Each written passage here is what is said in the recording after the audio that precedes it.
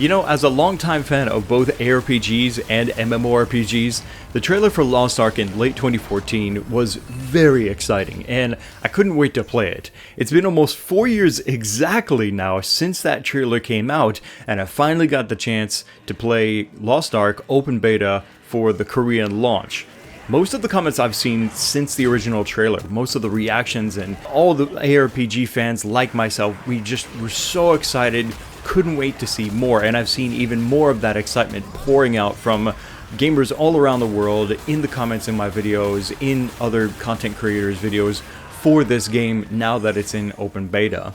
But there is one concern that we've all had since the very beginning. Some people have made a mention of this several times. I've seen many comments over and over by different people wondering, what is the monetization like? What kind of pay-to-win schemes could Smilegate start pushing on their players? Are they already doing some kind of pay-to-win-ish items now? And what does the future hold? Now, pay-to-win isn't an easy thing to define, since everybody seems to have very different levels of tolerance and what they consider to be fair to the game maker, their need for money to keep the servers running, make more content, keep people employed, you know, stuff like that. And then where is the line that gets crossed that makes it unfair to those with little to no money to invest in the game? So the levels of tolerance there are very different, I've seen, from lots of discussions online about what pay to win is and what isn't. Now, so far for Lost Ark, most people seem to agree that it isn't pay to win, but we're starting to see some red flags here now, and I wanted to share my personal experiences as well as the experiences of others that I've seen talking about endgame progression in Lost Ark. Now, for me personally, when it comes to pay to win, I prefer a cosmetic only system, or as close to that as possible. So for example, Path of Exile is mostly a cosmetic item type of thing.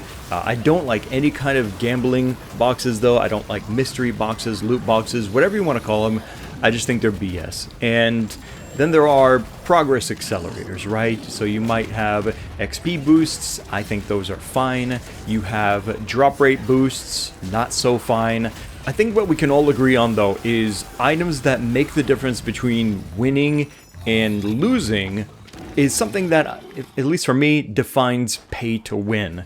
So if a lot of people can have certain items, right, be them consumable items, be them gear, weapons, or something like that, right, and if you can buy that and it increases your chances dramatically to succeed at endgame, I think that's pretty close to pay to win right there. Even if you can get it for free, get those items for free in the game, it then depends on how much of a grind there is, right, to be able to get those items.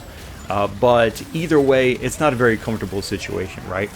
In Lost Ark, we may have those kinds of items that really dramatically increase your chances of winning. Not just getting things done faster, but the difference between winning or losing. And it took a Reddit post for me to realize this, that this could be a pay-to-win issue. Before we get started, I want to give a shout out to Dirtman54 for his post, and thank God I'm safe to talk about his post without being threatened for copyright infringement. Anyway, credit to him. We're going to be talking about what he said. Some of the things that I'm going to be referring to will be either out of my personal experience or things that I recognize and agree with in the comments of this thread. If you want to read it yourself, I'll leave a link to it in the description of this video. Now, according to the Reddit post, he's a Korean player who wanted to share some of the feelings the Korean gamers have. I'm guessing, for example, on the official, unofficial forums, stuff like that, about endgame progression and their concerns with consumable items. The post confirms my theory from 2012 that Lost Ark's endgame is, at least for now, very much a Monster Hunter style of progression. We go on hunts, you try and kill monsters, and then make armor and weapons from their corpse. Fun stuff. However, the tier 3 difficulty or I suppose you could look at that as like arch-tempered versions of these monsters, right? In Lost Ark, the Tier 3 difficulty is some of the currently the most difficult content in the game, and is so hard that players are feeling forced to bring consumables such as Molotov cocktails that will bring extra damage to the fight, and a number of other boosters that will increase their general performance. These kinds of items, these consumables though, aren't just potions that, make you feel a little bit more comfortable. It seems like, according to what he's saying, that these make the hunts not just a lot faster and a lot more comfortable, but can often be the difference between winning and losing. As you may already have guessed, these consumables can be purchased from the in-game cash shop and acquired via random results in a gambling box. If a whale is willing, and they usually are, they can buy up tons of these boxes and get lots of these consumables without very much effort, except for lifting up their wallet, right?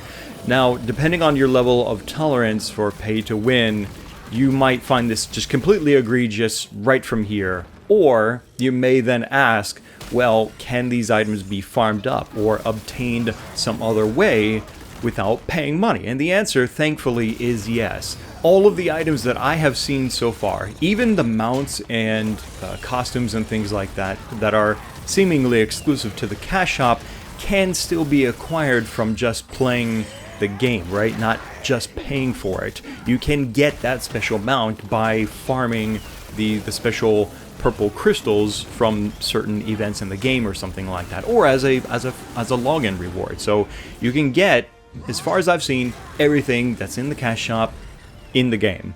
When it comes to these consumables, and well, like a lot of the things on the cash shop though, getting them can take quite a bit of effort for just purely free-to-play players. So they are still very valuable, and many players are hesitant or stingy about using these consumable items. One guy was recalling how in the raid it seemed like he was the only one that was using consumables. Nobody else was doing it, and they went on to fail that fight, and he was so devastated that not only did he use up all these items, but he also used them up for absolutely nothing. It was a complete waste of time. The good news though is that, depending on how you look at it, these consumable items are not entirely necessary or the only way to increase your chances of success in these Guardian raids. Party composition is also a very big deal, and bringing, for example, a bard or a warlord, or hell, both, to your party is a great way to increase your chances of success in these raids. Bards are essentially healers, and they can create shields and things like that. Warlord can, for a certain amount of time, gain aggro and control like a tank does with their heavy defense. So much so that the consumables aren't really a concern anymore though.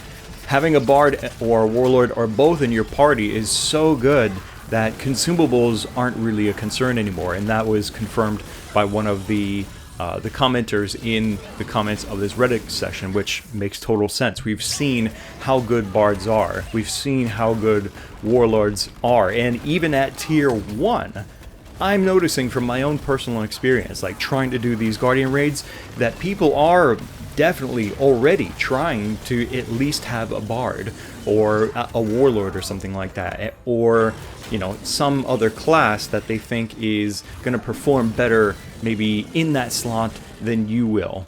Having a bard warlord combo in your party, I'm sure, isn't the only way, and certainly not consumables either, the only way to get these tier 3 raids done. I'm sure there are several examples, many parties that have successfully accomplished these tier 3 raids without that. They just had really good performance as players, their skill was top-notch, and their gear, their classes were also very finely tuned DPSing machines, and they got things done without consumables and without tank and healer in their party. But they are the exception, right? They're not the standard for how things seem to be playing out.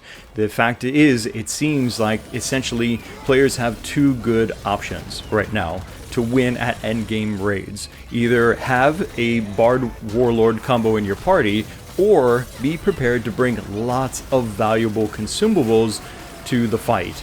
And I think there's clearly going to be a bias here. Why use up valuable items, right? Or why go through all the effort to farm up these items, right, when I could just group up with a bard and a warlord, or roll one myself and be in that position to easily get that slot in the raid party. Now this brings us to something related to, but is for me personally a bigger concern.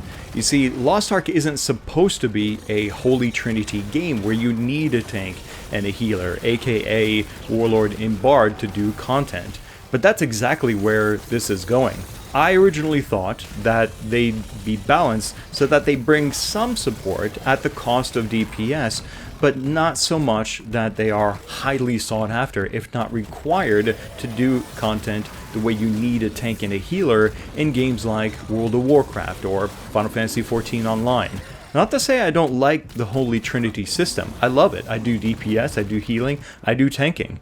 But I was hoping that Lost Ark would go the way of Guild Wars 2, and the way that it did. When I first started playing Guild Wars 2, it was a Holy Trinity free system, and it felt kind of liberating and free, like in that way that anybody could be cool in any combination for dungeon runs and stuff like that.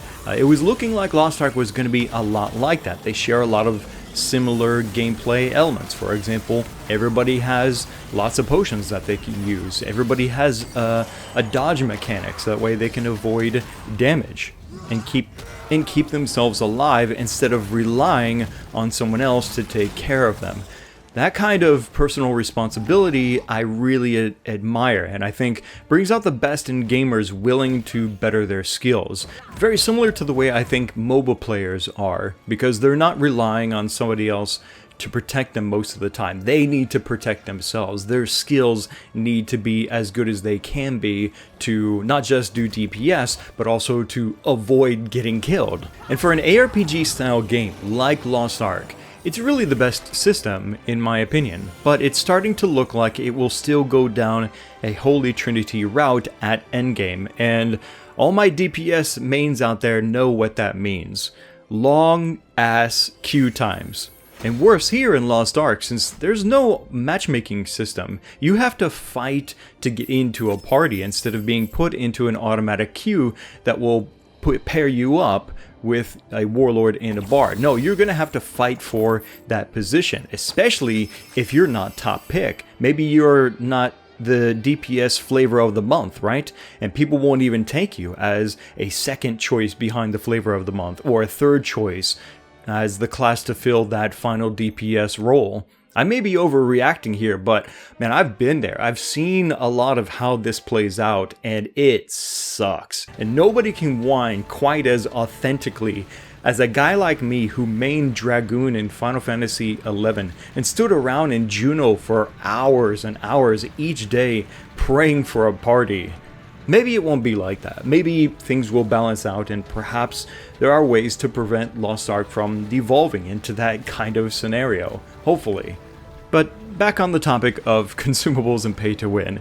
I mean, it's a sticky situation, right? And Lost Ark devs need to make up their mind what kind of game this is going to be on several fronts. Are they going to push consumables to make winning raid bosses easier, or force people to fight for raid spots against bards, warlords, and whatever the flavor of the month DPS class is? Are they going to put up even more shady and questionable items on the cash shop? Because remember, this is still only open beta, and they surely have more plans for cash shop items, and depending on their profits and investor pressure, things could quickly get ugly.